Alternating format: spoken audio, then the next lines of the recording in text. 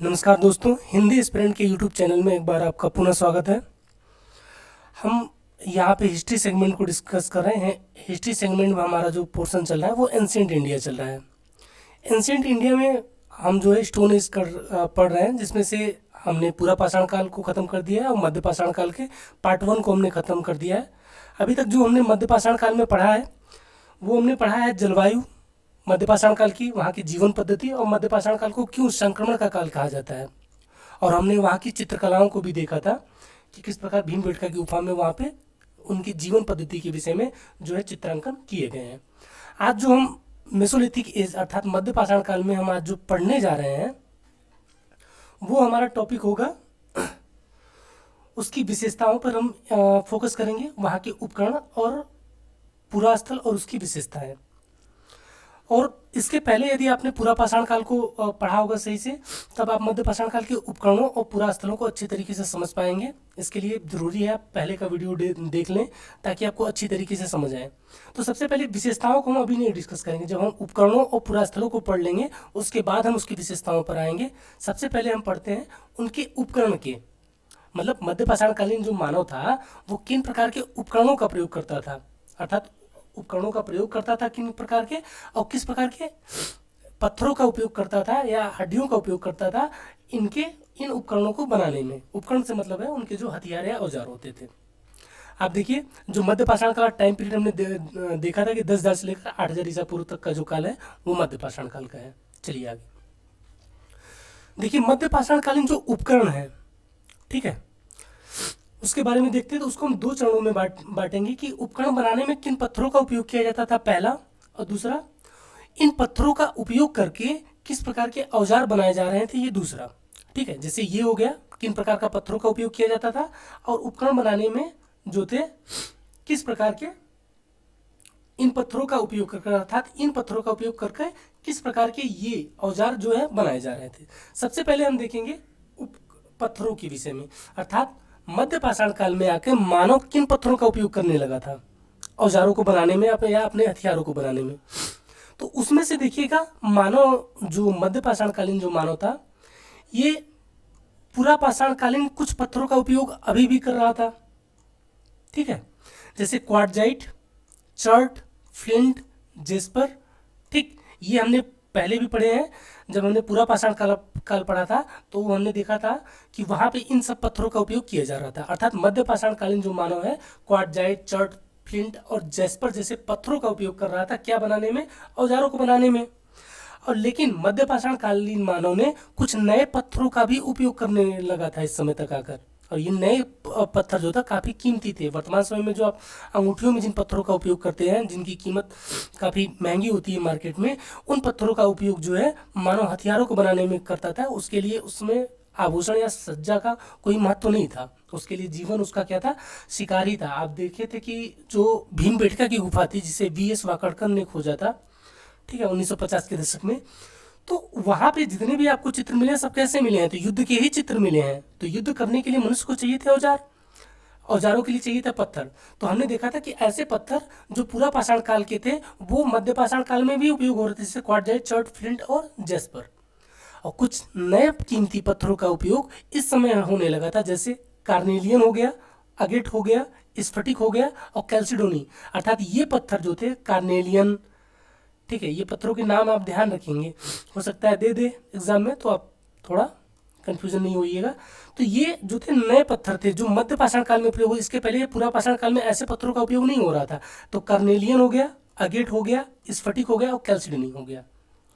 ठीक है, ये डिस्कस कर देते हैं इसको।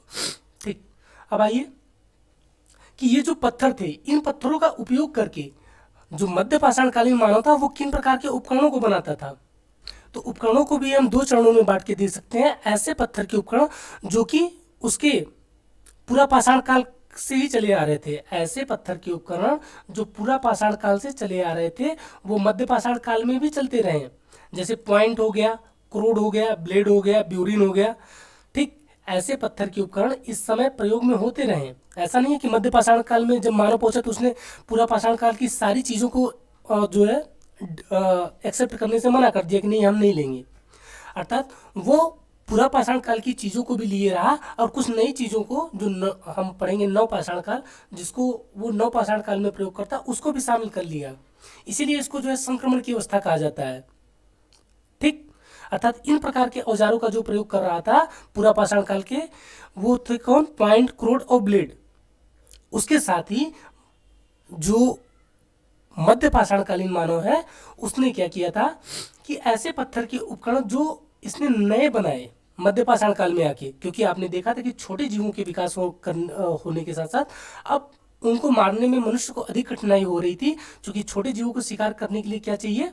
शार्पनेस वाला हथियार चाहिए, छोटा हथियार चाहिए, हल्का हथियार चाहिए। तो मानव ऐसे हथियारों पर फोकस करने लगा था। अब इन उपयोग जो पूरा पाषाणकालीन मानव के हथियार थे, पॉइंट, क्रोड, ब्लेड, ब्यूरिन, ठीक है, इन सब का उपयोग वो थोड़ा कम करने लगा था। अब इस काल के जो प्रमुख उपकरण निकल के आए, वो उपकरणों का जो आकार होता था बहुत छोटा होता था। जैसे 1 से 8 सेमी तक के वो होते थे। सोचिए कितना छोटा छोटा होता होगा, मतलब इतने बड़े बड़े छोटे छोटे, अधिक शार्पनेस, अधिक नुकीले होते थे ऐसे उपकरण।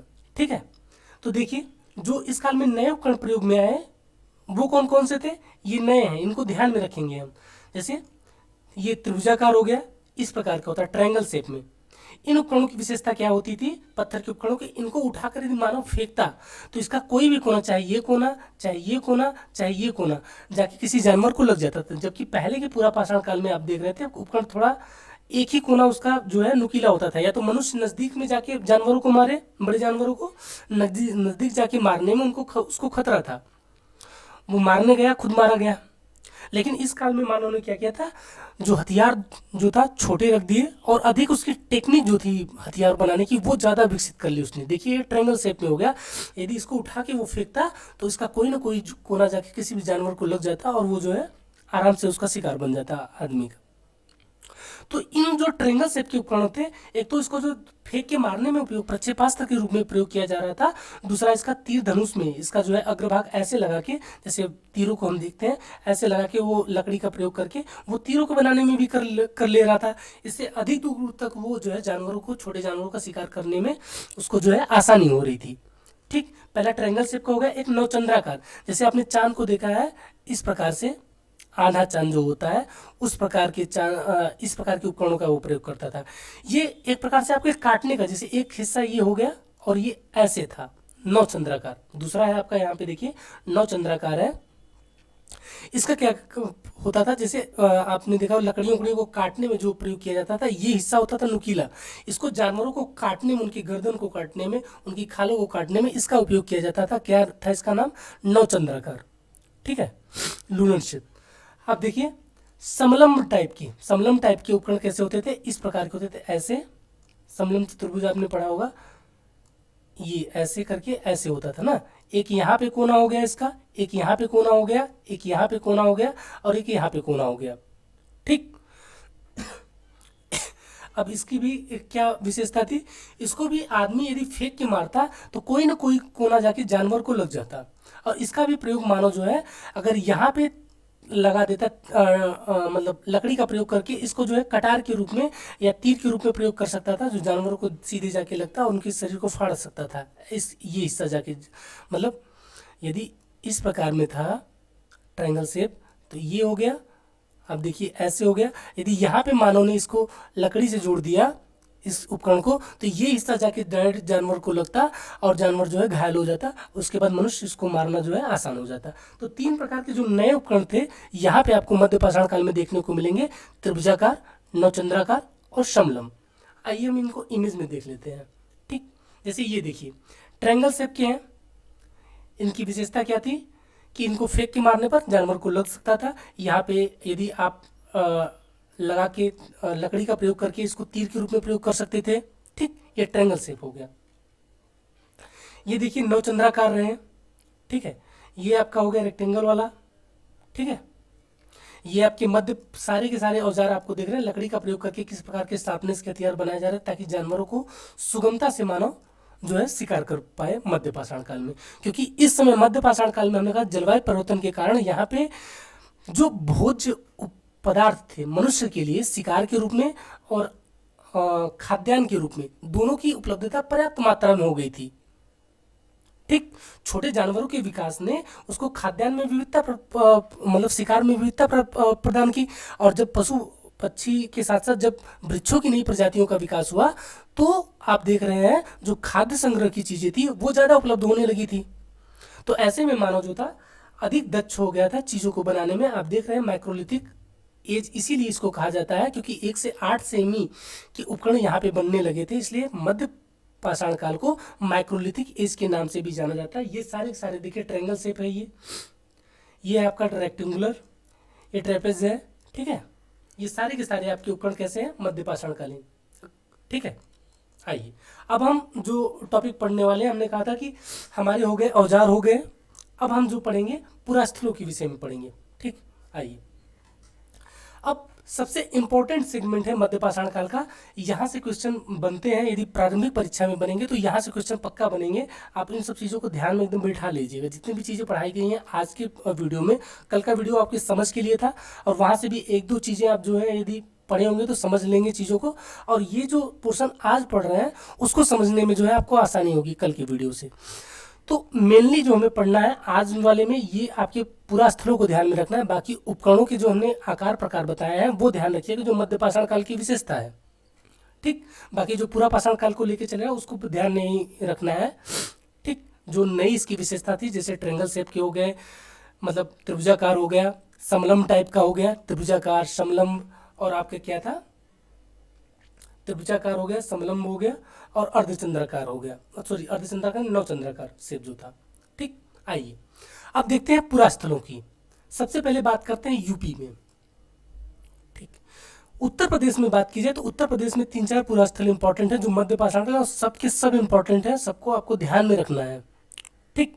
सबसे पहले उत्तर प्रदेश का जो प्रतापगढ़ डिस्ट्रिक्ट है वहाँ पे हम देखेंगे तो वहाँ पे 3 पुरास्थल और तीनों के तीनों मोस्ट इंपॉर्टेंट है।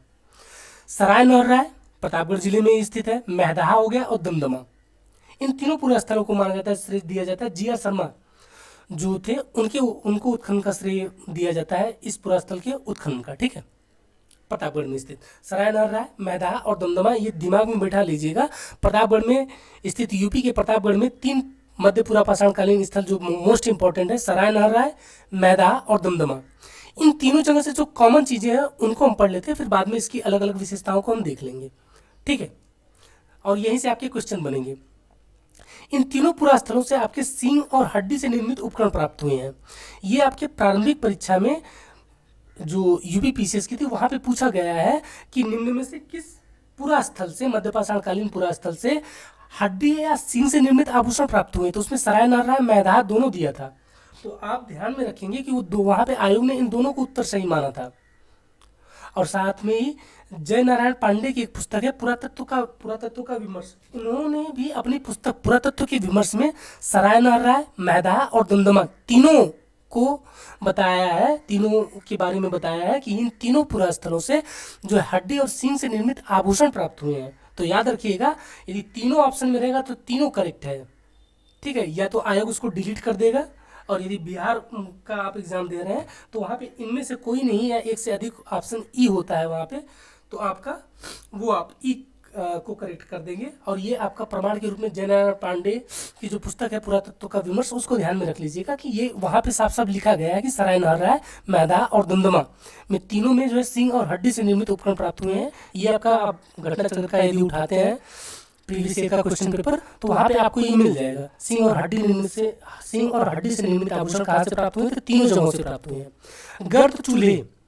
गर्त चूल्हे का मतलब था जिसे वर्तमान में जमीन होगी, जमीन को खोद कर जो चूल्हे बनाए जाते थे उन्हें गर्त चूल्हे बनाए। जैसे गांव में आज भी बहुत सारे गांवों में, अभी उज्ज्वला योजना से पहले तो उज्ज्वला योजना के कारण तो काफ़ी गाँव में गैस के सिलेंडर उपलब्ध हो गए हैं, तो अब लोग गैस पे बनाए, लेकिन फिर भी बहुत सारे गाँव में, अब बहुत सारी जगहों पर गाँव में अभी भी लोग जो है इस चूल्हे पर ही खाना बनता है। तो चूल्हा जैसे होता था वो अभी क्या होता है, चूल्हा इस शेप का होता है, ठीक है। ये क्या होता है, बाहरी शेप होता है, इसको आदमी मट्टी के थ्रू बना लेता है और उसको फिर रख के बनाता है। लेकिन ऐसे चूल्हे जो जमीन के अंदर खोद के बनाए गए हैं, आप जब जाएंगे चपाती उपाती की दुकान पे कहीं पे, तो वहाँ पे इस प्रकार के आपको चूल्हे देखने को मिलेंगे। तो ऐसे ही चूल्हे जो गर्त चूल्हे थे जमीन को खोदकर बनाए गए थे, इन तीनों जगहों से मिले हैं, सराय नहर से, मैदाहा से और दमदमा से। ये कॉमन चीजें हैं। सींग और हड्डी से निर्मित उपकरण तीनों जगहों से मिले हैं, सब इंपॉर्टेंट है इसमें, एक भी पॉइंट ऐसा नहीं है कि आप छोड़ सकते हो। तो गर्त चूल्हे तीनों जगहों से मिले हैं, ठीक है। और साथ में ही गर्त चूल्हे स्तंभ गर्त मिले। स्तंभ गर्त से तात्पर्य क्या था कि जैसे आप गांव में कोई बांस जमीन के अंदर जब गाड़ा जाता है और उसको निकाल दिया जाता है, ठीक है, तो वहां पे उसका जो है गड़ा हुआ हिस्सा जो होता है, अर्थात जो जमीन में जिसको गाड़ा गया था और निकाला गया है, और वो जो हिस्सा होता है, गैप होता है, इस प्रकार से गाड़ा गया होता है जमीन में, तो ये जो हिस्सा होता है ये आपका बचा रह जाता है ना, खुदा हुआ भाग तो बचा रह जाता है। ऐसे गर्त आपको तीनों जगहों से मिले हैं, सराय नारायण, मैदाहा और दमदमा। इससे ये अनुमान लगाया जाता है कि इन गर्त वाले स्थानों में मनुष्य जो था लकड़ियों को प्रयोग करके यहाँ पे जो था अपना एक छाजन के रूप में इसको छाकर यहाँ पे क्या करता था, आवास के रूप में प्रयोग करता था। जैसे गांव में जिसको कहा जाता है मड़ई, ठीक है, उन लोगों का प्रयोग करते थे, मानो बांसों की सहायता से तंबू के रूप में अपने घरों को बनाते थे। अर्थात सराय नारायण, मैदाहा और दमदमा से स्थायी निवास के साक्ष्य मिले हैं, क्योंकि ये स्तंभ गर्त ये इसी बात को जलाते हैं। पशुओं की जली हुई हड्डियां मिली हैं, इसका मतलब था कि मानव जो है आग का आविष्कार इस समय हो चुका था और मनुष्य पशुओं को जो है भून कर खाना प्रारंभ कर दिया था। लेकिन ये पूछा जाए आग का आविष्कार कब हुआ, तो आप नवपाषाण काल को मानेंगे, क्योंकि मध्य पाषाण काल का अंतिम चरण जहाँ से नवपाषाण काल शुरू होता है वहां से माना जाता है कि ये जो है आपके मिले हैं, अर्थात वहां से जो है जली हुई हड्डियां मिलना प्रारंभ हुई है। तो हम नवपाषाण काल को मेनली मानेंगे, लेकिन मध्य पाषाण काल में आग का प्रयोग होने लगा था। इसके साथ हमें कहाँ से मिल जाते हैं, सराय नारायण, मैदाहा और दमदमा, ठीक है। ये स्तंभ गर्त और गर्त चूल्हे जो ये मिले हैं हर जगह से नहीं मिले हैं, ये केवल प्रतापगढ़ के इन्हीं तीनों जगहों से मिले हैं, ठीक। और शवाधान की विधि, अर्थात जो मृतक होते थे घर में, जो मर जाते थे लोग, उनको इन मतलब मध्य पाषाण काल में क्या करता था, जिस घर में रहते थे उसी घर में उनको दफना दिया जाता था, ठीक। जैसे ये घर हो गया, इसी में उनको जो है दफना दिया जाता था और जमीन में 5 से 6 फीट अंदर खन के उनको मतलब खोद कर उसको जो है दफना दिया जाता था। और दफनाने के बाद उनके साथ जो दैनिक उपभोग की सामग्रियां होती थी, यहाँ पे उनके साथ जो दैनिक उपभोग की सामग्रियां होती थी उनको भी उनके साथ रख दिया जाता था। ये किस बात को दर्शाता है, मनुष्य कहीं न कहीं आत्मा की अमरता, परलौकिक सत्ता के ऊपर वो विश्वास करने लगता था कि ये जो मानव मरा है ये कहीं न कहीं कभी न कभी इस चीज का उपभोग करेगा मरने के बाद भी, ठीक। भूत प्रेत इन सब चीजों का आप अनुमान लगा सकते हैं यहाँ पे, क्योंकि कोई लिखित साक्ष्य नहीं है तो स्पष्ट रूप से तो कोई कुछ कह नहीं सकता है, लेकिन हाँ इतना कहा जा सकता है कि कहीं न कहीं मनुष्य जो है इस प्रकार की चीजें मिलना इस बात का द्योतक है कि मनुष्य कहीं न कहीं आध्यात्म या तो पारलौकिक सत्ता की तरफ या आत्मा की अमरता इन सब चीजों की तरफ मुड़ने लगा था। जो शवों को दफनाया गया है सब में एक विशेषता रही है कि जो शवों का सर है, ये पूछा गया है कि शवों का सर जो है पश्चिम दिशा की तरफ होता था। जैसे ये हो गया शव, मान लीजिए ये हो गया, तो इसका सर जो है पश्चिम दिशा की तरफ होता था, पैर जो है पूर्व दिशा की तरफ दफनाया गया, अर्थात इस प्रकार से दफनाया गया है। ये सर भाग हो गया और ये जो है पश्चिम की तरफ, ठीक, ये पश्चिम की तरफ जो है उसका सर भाग हो गया और ये जो पैर हो गया उसका मनुष्य का, उसका पूर्व की तरफ होता था। ये तीनों जगहों से जो मिले हैं, तीनों जगहों में ऐसे ही शवों को दफनाया गया है, जमीन के घर के अंदर, उनके आवास के अंदर, काफी गहराई में, खाद्य सामग्रियों के साथ। किधर, पश्चिम से पूर्व दिशा, पश्चिम में उनका सर होता था और पूर्व में जो है उनका पैर होता था। तो आप ये ध्यान में रखिएगा यदि पूछा जाए प्रारंभिक परीक्षा में कि मध्य पाषाण काल में मानव को दफनाने, मानव का सर या किस कैसे दर्शाया, मतलब किस दिशा में दफनाया जाता, तो आप बताएंगे पश्चिम से पूर्व। उसमें कई सारे ऑप्शन देंगे, उत्तर से दक्षिण, दक्षिण से उत्तर, या फिर पश्चिम से पूर्व, ऐसे दिएगा तो आप किस पे क्लिक करेंगे, पश्चिम से पूर्व की तरफ। आइए यूपी में, तो ये कॉमन चीजें थी। और मैदाहा और दमदमा से युगल समाधान, युगल समाधान से मतलब था, ये दो कॉमन चीजें, युगल समाधान से मतलब था कि एक ही कब्र में पशु मतलब पुरुष और स्त्री दोनों को दफनाया गया था। मैदाहा और दमदमा से, ये दोनों ध्यान रखेंगे, मैदाहा और दमदमा से युगल समाधान मिले हैं, अर्थात स्त्री पुरुष को साथ में दफनाने के साथ कहाँ से मिले हैं, मैदाहा और दमदमा से मिले हैं। और हमने बताया कि इसका जो उत्खनन कार्य किया गया प्रतापगढ़ में स्थित, वो जी आर शर्मा के निर्देशन में किया गया था, इसको ध्यान में रखेंगे ना। और विंध्यन क्षेत्र में देखिए, जो यूपी में विंध्यन वाला क्षेत्र है वहां पे देखेंगे तो इसमें देखिए 3 क्षेत्र है, लेखैया है, बगईखोर और मुरैना पहाड़। तो आपको बघेईख और मुरैना पहाड़ पे ध्यान नहीं देना है। जो लिखैया है यहाँ पे 17 कहीं कहीं आपको 27 मिलेंगे, तो आप दोनों ध्यान रखिएगा। ठीक, जो यहाँ पे लिखैया में जो नरकंकाल मिले हैं उनको भी पश्चिम से पूर्व दिशा की तरफ ही दर्शाया मतलब दफनाया गया है। ठीक है, ये ध्यान रखेंगे। लिखैया जो विंध्य क्षेत्र में स्थित यूपी में पूरा स्थल है, उसमें मानव को जो दफनाया गया है वो किधर कैसे दफनाया गया, पश्चिम से पूर्व दिशा की तरफ दफनाया गया है। अब आ जाइए इलाहाबाद में। इलाहाबाद में देखिए, इलाहाबाद में जो है चौपानी मांडो, ये मध्य पाषाणकालीन पूरा स्थल है। यहाँ से आपके मृदभांड का साक्ष्य मिले हैं। मृदभांड का मिलना इस बात को दर्शाता है, जैसे गाँव में आप पहले देखते होंगे कि बड़े बड़े मिट्टी के वो जार बनाए जाते थे जिनमें क्या रखा जाता था, अनाजों को रखा जाता था कोष्ठागार के रूप में। ठीक है, वैसे मृदभांड मिले हैं कहाँ पे, चौपानी मांडो इलाहाबाद से। इसका मतलब क्या था कि मानव जो मध्य पाषाणकालीन मानव था अनाज का उत्पादन करने लगा था और उसका संग्रह करने के लिए वो मृदभांडों का प्रयोग करने लगा था। लेकिन मृदभांडों का जो मेनली प्रयोग है, मुख्यतः यदि पूछा जाए कि मृदभांडों का प्रयोग कब प्रारंभ, तो आप नवपाषाण काल मानेंगे। लेकिन मध्य पाषाण काल का जो अंतिम आप देखते हैं कि मध्य पाषाण काल 10,000 से लेकर 8,000 ईसा पूर्व तक चला है। तो 8,000 जो अंतिम दशक था मानव, अर्थात जब मानव नवपाषाण काल में प्रवेश करने लगता है, उस समय उसमें जो साक्ष्य मिलते हैं मृदभांड के साक्ष्य मिलना प्रारंभ हो जाते हैं। चूंकि 8,000 का समय पीरियड माना जाता है मध्य पाषाण, इसलिए इसको मध्य पाषाण काल में काउंट किया जाता है। तो आप कंफ्यूज मत होइएगा। आग का आविष्कार आप देखिए मध्य पाषाण काल, लेकिन आपकी पूछा जाए आग का आविष्कार सबसे पहले कब हुआ, तो जो माना गया तथ्य है वो नवपाषाण काल माना गया है। अब मृदभांड का मध्य पाषाण काल में पूछे साक्ष्य कहाँ से मिला है, तो इलाहाबाद के चौपानी मांडो से मिला है। लेकिन चूंकि हर जगह से नहीं मिला है, इसलिए इस काल की प्रमुख विशेषता नहीं मानी जाती है। लेकिन इस काल का एक लक्षण माना जाता है कि मृदभांड इस समय मनुष्य कहीं कहीं करने लगा था। ठीक,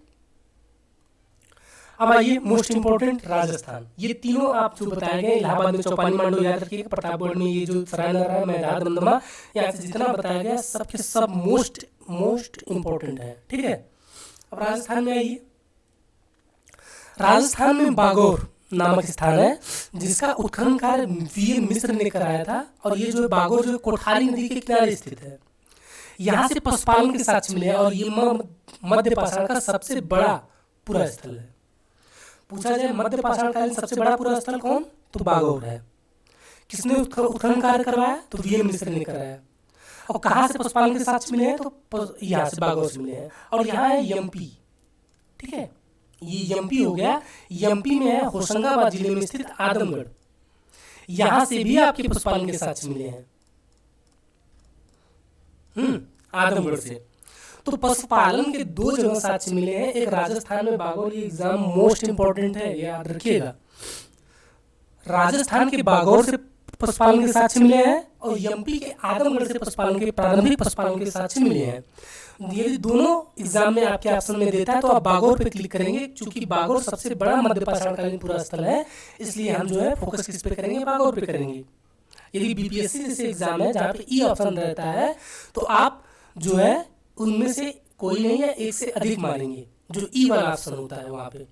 ठीक, तो ये ध्यान रखिएगा।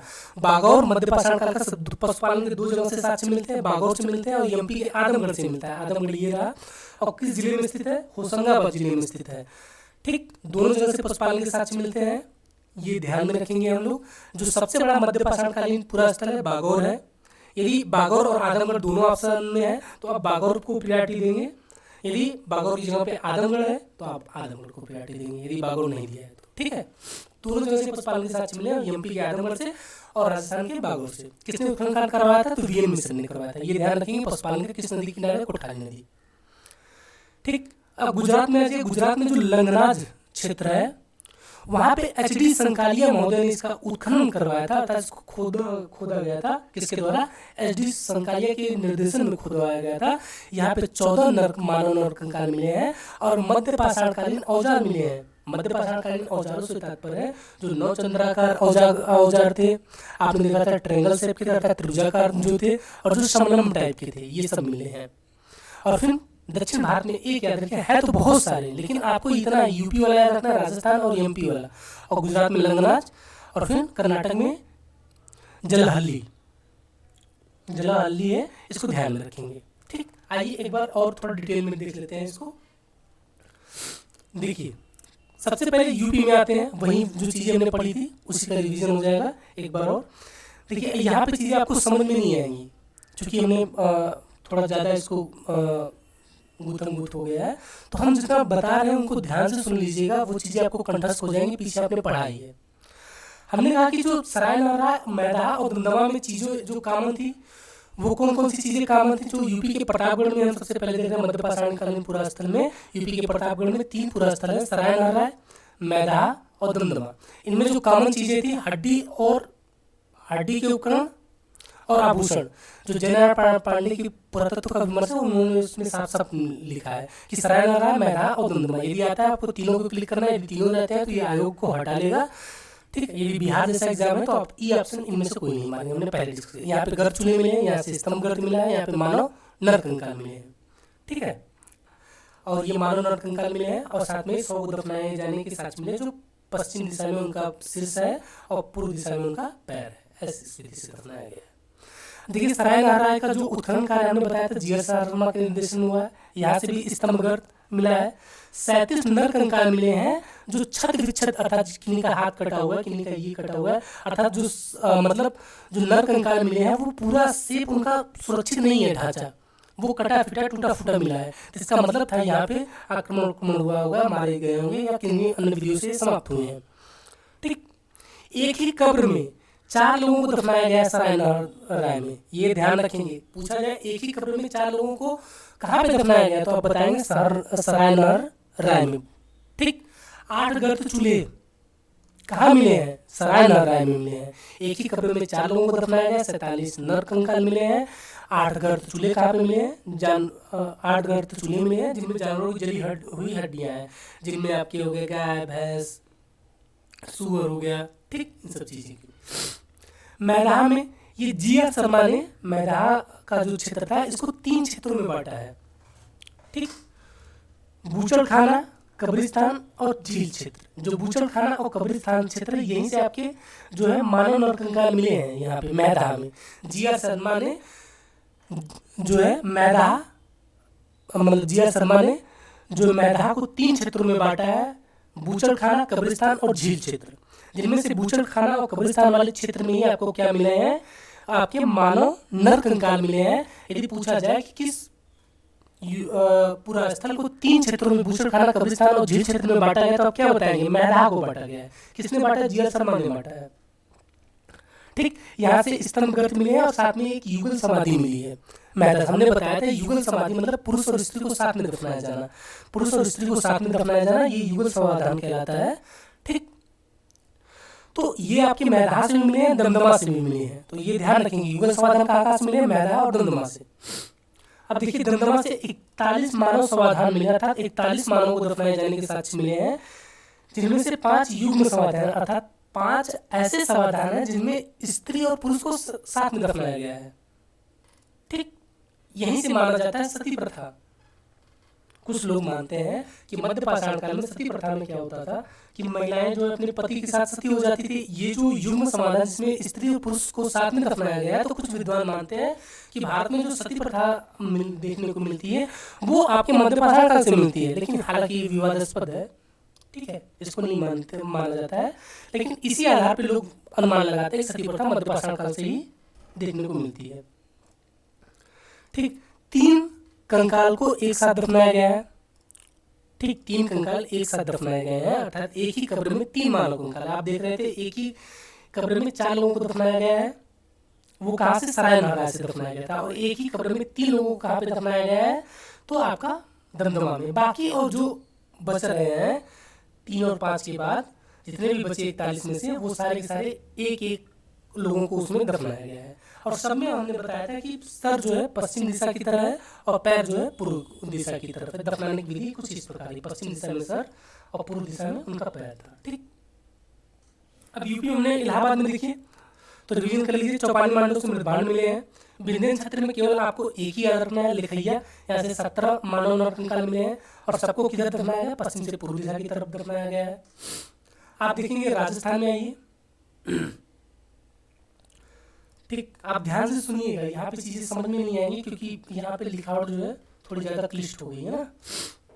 तो देखिए राजस्थान में बागौर है, हमने कहा पशुपालन के 2 जगह से साक्ष्य मिलते हैं, एमपी में आदमगढ़ जो होशंगाबाद जिले में स्थित है, और राजस्थान में बागौर, जिसका उत्खनन कार्य वीएन मिश्र ने करवाया था। कोठारी नदी के किनारे पशुपालन के साक्ष्य मिले हैं और आदमगढ़ से पशुपालन के साक्ष्य मिले हैं, एमपी के। दोनों मोस्ट इंपॉर्टेंट है। और सबसे बड़ा मध्य पाषाणकालीन पुरा स्थल कौन सा है? बागौर है। यदि दोनों ऑप्शन में रहेगा बागौर और आदमगढ़ पूछा जाएगा कि पशुपालन के साक्ष्य कहाँ से मिले हैं, बागौर और आदमगढ़, तो आप बागौर को प्रायोरिटी दोगे क्योंकि बागौर सबसे बड़ा मध्य पाषाणकालीन पुरा स्थल है और यहाँ पे सबसे अधिक मात्रा में पशुपालन, जो पालतू पशुओं की हड्डियों के साक्ष्य मिले हैं। गुजरात में देखिएगा जो लंगनाथ क्षेत्र है, एचडी संकालिया ने उत्खनन कराया, 14 मानव नरकंकाल मिले हैं और मध्य पाषाणकालीन औजार मिले हैं। ठीक, तो ये आपका हो गया। अब देख लीजिए मध्य पाषाणकाल की विशेषताएं। आइए मध्य पाषाणकाल की विशेषताओं को भी देख लेते हैं। मध्य पाषाण में क्या क्या विशेषताएं थी। इस काल में देखा हमने सूक्ष्म पाषाण उपकरण मिल रहे थे। ठीक, साथ में प्रक्षेपास्त्र, मतलब उठा के हाथ से जो फेंका जाता है उसको प्रक्षेपास्त्र, तो आप भाले के, तीर धनुष, इन सब चीजों के साक्ष्य मिलने लगे थे। ठीक है, खाद्य की प्रचुरता हो गई थी क्योंकि छोटे जीवों का आगमन, मानव थोड़ा खेती की तरफ मुड़ने लगा था, पौधे और वृक्षों की नई नई प्रजातियां आ गई थी, तो इसलिए खाद्यान्न की प्रचुरता हो गई, जिससे क्या हुआ, जनसंख्या तेजी से बढ़ी। कहाँ? मध्य पाषाण काल में। जलवायु गर्म हो रहा था, वृक्षों की नई प्रजातियों का विकास हुआ, मानव पशुपालन और कृषि की तरफ मुड़ना प्रारंभ हो गया था। मृत भांडों का प्रयोग आपने चौपाली मांडों में देखा। मानव अस्थियों की उपलब्धता इसी काल से मानी जाती है। सबसे पहले पूछा जाए कि मानव की अस्थियों की उपलब्धता किस काल से मिलने लगती है, तो आपने देखा सराय नारायण, मेहदा और दंदमा, लंगनाज में भी आपने देखा, और जो विंध्य क्षेत्र में स्थित था आपका लेखैया, तो यहाँ से भी आपने देखा मानव कंकाल प्रचुर मात्रा में मिलते हैं। कब से मिलने लगते हैं? मानव कंकाल प्रचुर मात्रा में मध्य पाषाण काल से मिलने लगते हैं। ठीक है, ठीक, और कुछ विशेषताएं पूरा पाषाण काल के आप जानते हैं, जैसे वहाँ के पत्थरों का उपयोग का तरीका जो था वो बना रहा है, पत्थरों के उपयोग जो था क्वार्टजाइट, इन सब पत्थरों का उपयोग होने लगा। जो वहाँ पे मनुष्य खाद्य संग्राहक शिकारी था, तो वो इस समय भी मानव था, शिकारी और खाद्य से पूरा पाषाण काल की विशेषता है उसकी।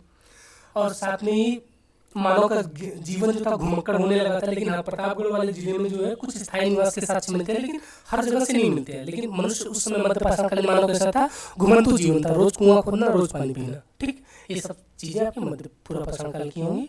इसी के साथ हमारा वीडियो ये समाप्त हुआ। धन्यवाद।